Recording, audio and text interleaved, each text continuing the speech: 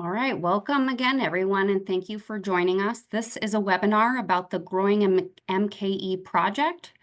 For those that have been following along, you will be familiar with this content. We heard from community members that are newer to the project that they would appreciate a quick overview of the project. So that's the intent of these webinars, and we're recording and posting them so that they can be reviewed at anyone's convenience.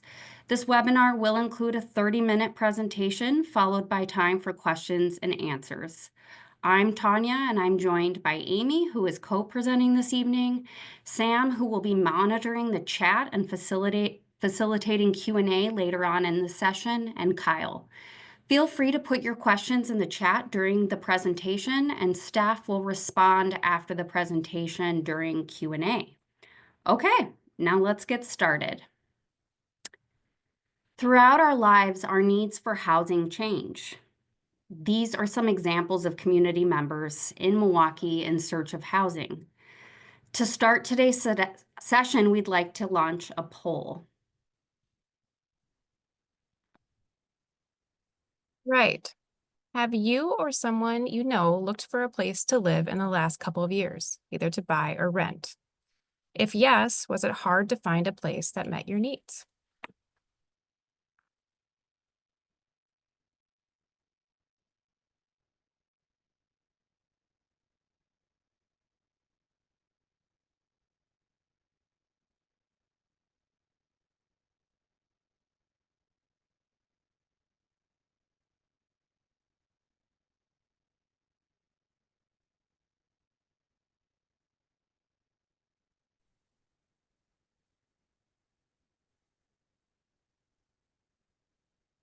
All right, we have about 70% participation. So if there's anybody else that would like to respond, please do.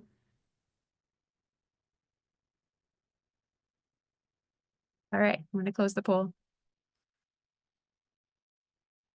and share the results. So, for everyone that responded, about 83% said that they know somebody or they themselves have been looking for a place to live. 14% no, 3% I don't know. Was it hard to find a place that met your or their needs? 73% yes, 18% said somewhat, and 9% said no. All right, thank you. Over the course of the Growing MKE project, we have been hearing that we need more housing diversity and units available. This project is focused on some specific tools to encourage more housing to meet the current needs of our community. And as we consider housing, we're talking about a lot of different types of housing for our current community needs, including accessory dwelling units or ADUs, cottage courts, detached single-family homes, duplexes, triplexes, fourplexes, townhomes, and a variety of scales of multifamily buildings. So what is Growing MKE? Growing MKE is a citywide planning process about housing to advance housing choice and equity, fiscal sustainability and economic development, and environmental sustainability and resilience. There are two phases in this project. The first is a proposed update to the citywide policy plan, and it includes both policies and actions related to encouraging housing choice and growth, and also recommended updates to the city zoning code. The zoning code is the City of Milwaukee's rules for development. Then in phase 2, we're going to work on making those updates to the zoning code. Comprehensive planning in Milwaukee consists of a citywide policy plan that covers the entire geographic boundaries of the city, which is 96 square miles. We have 14 different comprehensive area plans in the city, and these plans work together to guide future development by setting a collective vision and roadmap for our future. And they're updated based on changing needs in the community. In Growing MKE, we're looking at how to support our current evolving housing needs citywide. And we aren't starting from scratch. The existing Milwaukee zoning code and comprehensive plan reflect community support for walkable neighborhoods, mixed-use housing and development, and housing choice. And we're bringing together the city's area plans, community goals, and the mayor's vision for economic prosperity together into one comprehensive planning document focused on housing citywide. Some of those recent planning efforts include the Climate and Equity Plan, the Collective Affordable Housing Strategic Plan, and some of our recent area plan updates, which I'm sure many of you have participated in. And we know that this particular project is just one piece of the puzzle in terms of Milwaukee's housing system and the strategies to address local housing needs. There are many pieces of the puzzle that the city, community partners, and various entities work on to help create a housing system for all Milwaukeeans. So what is zoning and why are we talking about it? Zoning is a written document of rules and a map that shows what zone each piece of land is part of. Each zone has a unique set of rules that guide development in terms of the type of use allowed and the shape of the buildings. And all of these rules are adopted by the city's Common Council.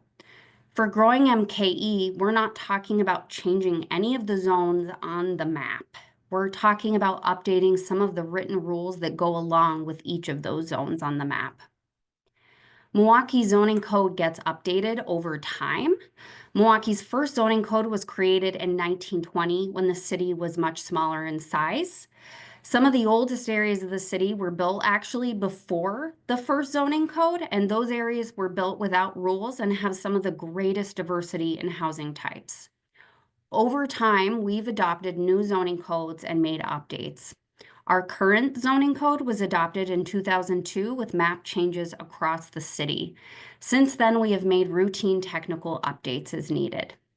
GrowingMKE was launched in mid-2023 to consider our goals for housing and zoning changes needed to reduce the barriers to creating housing that we want and need. What does zoning look like for housing right now in Milwaukee? Currently, 40% of parcels that allow housing only allow one housing unit. These are the newer areas of the city that became part of the city of Milwaukee in the 1950s and 1960s. Over half of our residentially zoned parcels allow for 2 or more units in the older parts of the city. In the areas in the darkest green of the middle map, zoning allows up to 4 housing units as long as the property is big enough. We are ahead of a lot of other cities in the country as we already allow multifamily housing in all commercial districts, corridors, and downtown. Another thing to know about development in Milwaukee is that we have by right development, which means any proposal that meets all the requirements within the zoning code can apply for a building permit. If a proposal does not meet the rules within the zoning code, the project goes through an additional review process. Why are we taking this project on now? And why are we looking at both policies in terms of our comprehensive plan and zoning at the same time? Milwaukee has a housing shortage now, and while Milwaukee is not currently rapidly growing, housing development has not kept up with demands based on our changing needs. Milwaukeeans are struggling to find housing of all types, sizes, and price points in this competitive environment, unfortunately. And recent statistics show that Milwaukee has the third most competitive rental market for multifamily buildings in the country. There are also 14 people applying for every apartment available currently, showing that we need more housing for our current population now. We also know we need more diversity in terms of our housing types and the sizes of our housing units to meet current resident needs. This dot chart here is a lot to take in, but you'll see Milwaukee in the upper left corner showing that it's had a lot of year-over-year growth in rental prices. And at the same time, there aren't enough new housing units for rent being built. And if you look at Austin, Texas, in the lower right of the chart, you'll see that they have not had a lot of year-over-year rental cost growth because they are building a lot more housing. When enough housing supply is being built, there is less competition amongst residents for the available housing, helping stabilize housing costs for residents. We also know that even though efforts to grow excuse me, we also know that even without efforts to grow the city's population, we're going to need more housing in the next 20 years for projected population growth due to climate change. We also have smaller household sizes now, which means we need more homes because there's fewer people living in each home. So we need to work together to grow our housing supply to meet our current needs. Some opportunities include allowing accessory dwelling units, which are not allowed right now. Examples of these include rear cottages, flats above garages, and converted attics. Allowing these will help provide gentle and incremental growth in our neighborhoods. And allowing more types of middle housing, the types of housing that fits within a walkable neighborhood, like townhomes, fourplexes, and clustered homes like cottage courts, can allow for more housing options gradually over time. It's a priority to advance equity through these zoning code updates. We have been learning from peer cities as well as best practices from the American Planning Association. Unfortunately, zoning has been used in the past to further issues with segregation, and it's important to now use zoning updates as a tool to dismantle these inequities. We also know that density and growth are economic decisions. In 1960, Milwaukee had 150,000 more people living in it. Based on this, we know we can easily accommodate at least 150,000 more within the city, given our existing infrastructure. When there are more people and housing, there are more households splitting the taxes, and this can help relieve some of the tax burden in the community, given the population loss and the many service cuts that we've experienced. Another objective of this project is to streamline the development rules to increase our pool of emerging local developers so that they can create new housing in neighborhoods they're familiar with and create the kind of homes that our community needs. Growing MKE is just one piece of the puzzle, but an important piece of Milwaukee's housing system puzzle because zoning code updates will help move forward many of the pieces of the housing puzzle, and by that meaning all the programs and strategies that many partners, including many of you here tonight, are working on. For instance, zoning code updates are one example of an anti-displacement strategy, allowing us to build housing to respond to current resident demand. Without additional housing, housing costs and displacement pressures in existing neighborhoods will continue to increase. This includes additional housing in higher income neighborhoods where there is a significant demand, so there isn't pressure on lower income neighborhoods where existing residents can be displaced.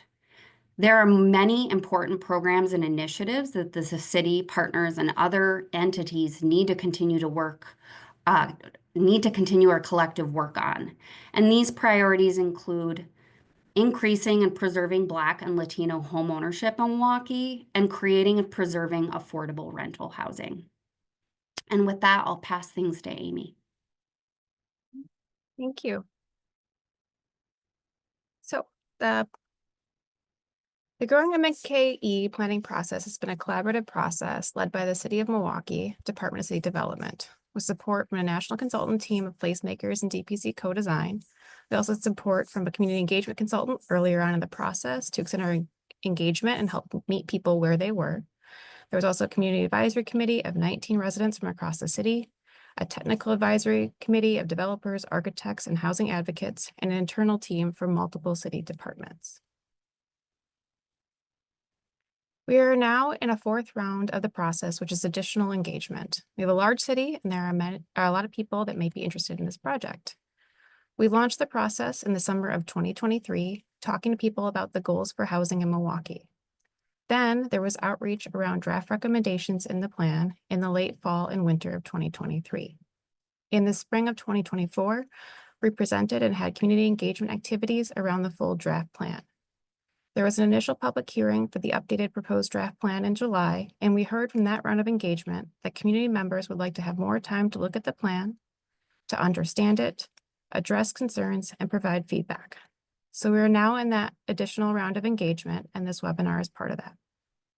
After this period of engagement, we'll take the feedback gathered and identify potential updates to the plan.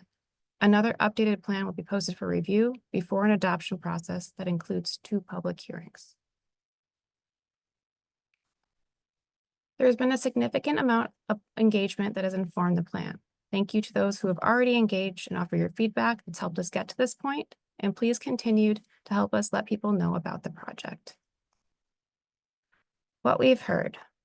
Through the planning process so far, we've heard that people are excited about the idea of growth. They want more affordability. They want great neighborhoods and quality of life. They're excited about the idea of housing diversity, having more variety of housing types within neighborhoods. They want to see great building design, sustainability, resilience, and connected transportation systems. So we took all of that feedback that we received to date, and we wrapped that into 5 overarching goals that relate to citywide goals: housing choice and equity, economic development, walkable and connected, sustainable and resilient, healthy and thriving. All of the policies within the plan and the zoning recommendations work towards trying to reach those goals. The policies are broken into 4 sections. The policies weave together the existing policies within the Housing and Neighborhoods chapter of the citywide plan, the Collective Affordable Housing Strategic Plan, and the Anti-Displacement Plan, along with the many conversations and policies around housing and other planning efforts over the last 10 years. The GrowingMKE plan will be a chapter in the citywide policy plan that applies to housing citywide. The policy section of the plan is about 10 pages, so I'm not going to run through it all, but it is available on the website in English, Spanish, and Hmong. These policies fall into the sections of increasing housing choice and access, social connections and health, walkable neighborhoods and transit-oriented development, and neighborhood development and urban design. So you may be wondering, what exactly is a policy? In planning, a policy is a guiding principle or statement that informs decisions about how land can be used.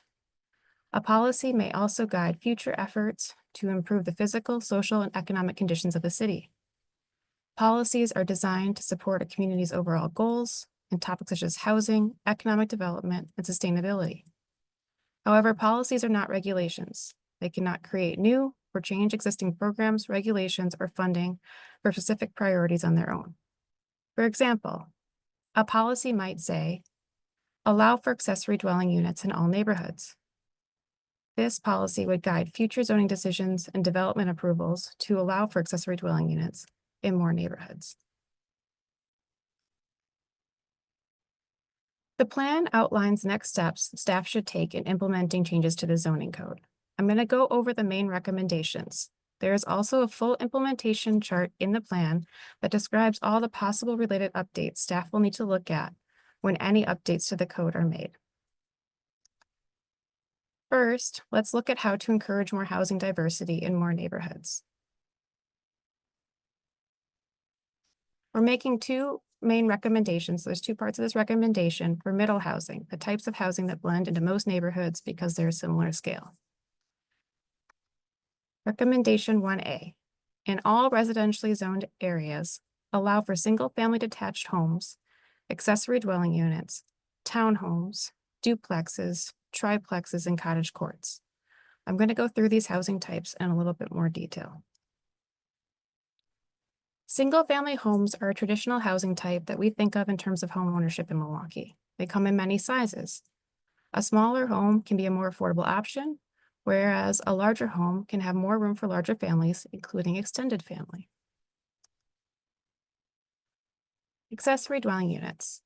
We currently don't define these in our zoning code, so where you see them currently, they're either in historic use or they've went through a special approval process.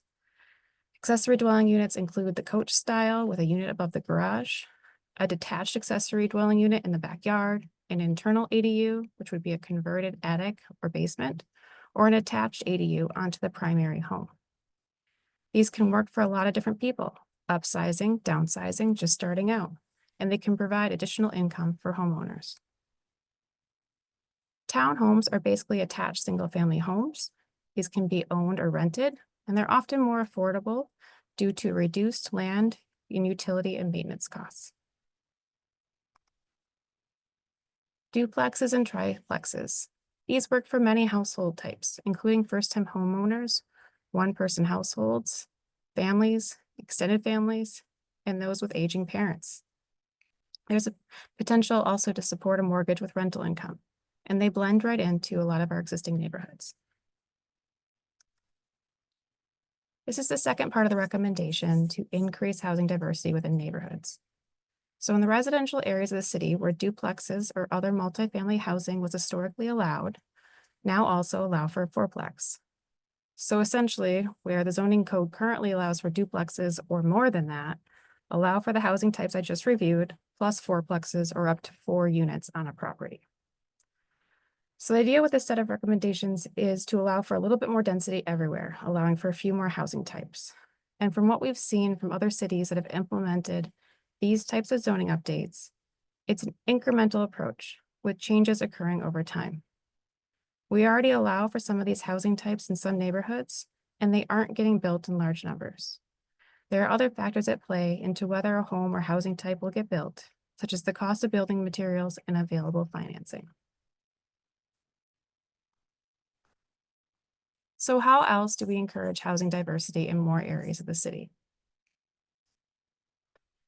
The second main recommendation is to encourage more housing opportunities in multifamily and commercial zoning districts. Currently, in our downtown and in our commercial and multifamily districts, we have a mathematical equation that says, based on the size of this property, you can have this many housing units within that building. However, that mathematical equation does not explain how tall the building is going to be, or how wide that building is going to be, or where it sits on the lot. And we have those requirements too.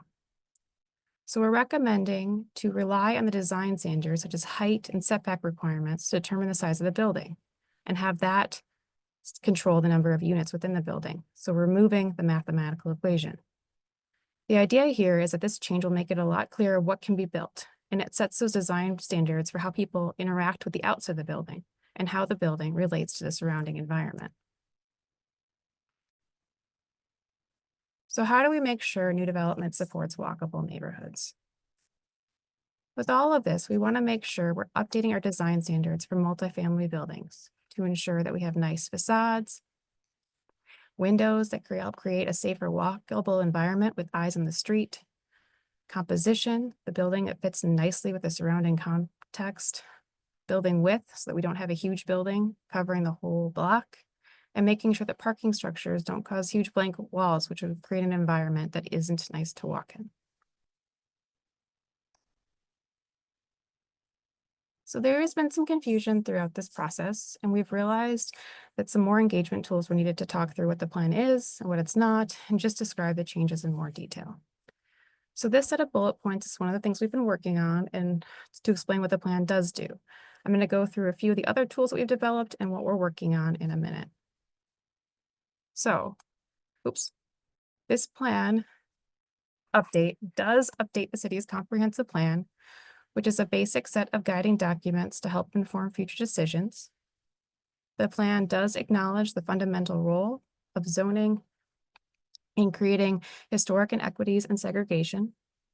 It does provide a citywide framework for equitable long-term growth without displacement. It does include policies that promote home ownership and affordable rental options in all neighborhoods. And it does include recommendations for future zoning reforms that could increase housing options and reduce housing costs, while also retaining the character of existing neighborhoods. However, the plan does not modify any existing program or regulation or propose any specific development project. The plan does not influence zoning or land decisions in place outside of the city of Milwaukee. We only have jurisdiction over the city of Milwaukee, so this does not apply to any municipalities in Milwaukee County. It does not solve the affordability crisis or directly set the price of new and existing homes. It does not propose specific program design details for the housing financing strategies needed to solve all the pieces of the affordable housing program or puzzle, the one that we showed on the earlier slide, but we do recognize the importance of continuing to work on those pieces. The plan does not discourage the development of new detached single-family homes, and it does not encourage development of larger multifamily buildings in 1- and 2-family residential neighborhoods.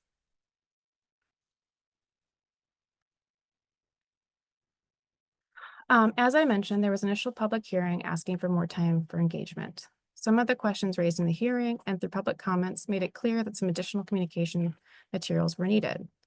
So since then, we've been doing some small scale community engagement and meeting directly with neighborhood groups, and we'll continue to do so. We're also working on scheduling a couple open house style public meetings in December, which I'll share more information on in a few minutes. We're holding these webinars to help bring people up to date, and we'll be posting recordings for those who can't make it. We're also working on a benefit and harm analysis. One of the requests that came out of the public hearing in July was to document who would benefit and who could be harmed from these recommendations and changes. There are many factors that we considered and researched during the process to develop the recommendations, and we've been going through and writing that all out. Part of this document also includes information on the data that we'll be tracking to monitor changes and new development and impacts. So if it turns out that any of these changes lead to unintended negative consequences, we can always make more updates. We've also been working on graphic and website updates. So I'm going to jump over to our website now and show you some of the resources we've been working on. So, all right. So here is the main website. Go to engagemilwaukee.gov/growingmke. You go here, you can click on resources. And here you'll see a few new resources. And I just want to note that if you want to see this in another language, you can use this drop down at the top.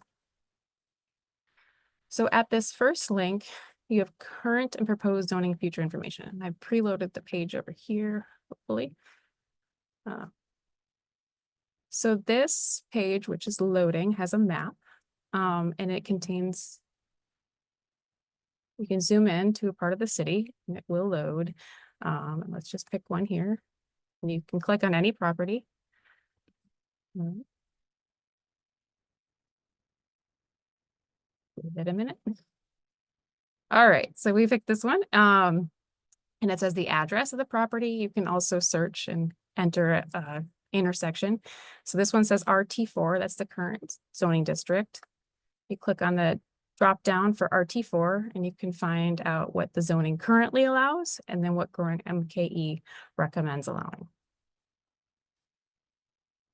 So you can do that with any property in the city that has a zoning district that allows housing. So going back to the resources tab, this is the graphic representation of Milwaukee's housing puzzle, an example of what housing diversity looks like on a typical Milwaukee block.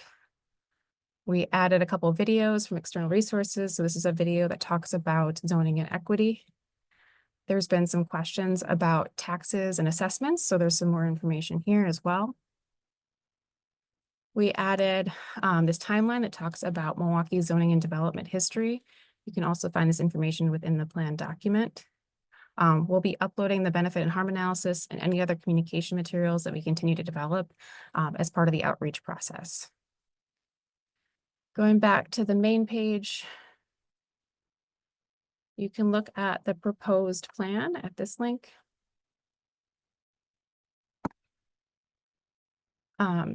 So the proposed plan is here. You can submit comments here. We have the policy sections in both Spanish and Hmong, along with the executive summary as well. And we're going to be putting any boards from the upcoming public meetings on this page too. So I'm going to go back to the presentation.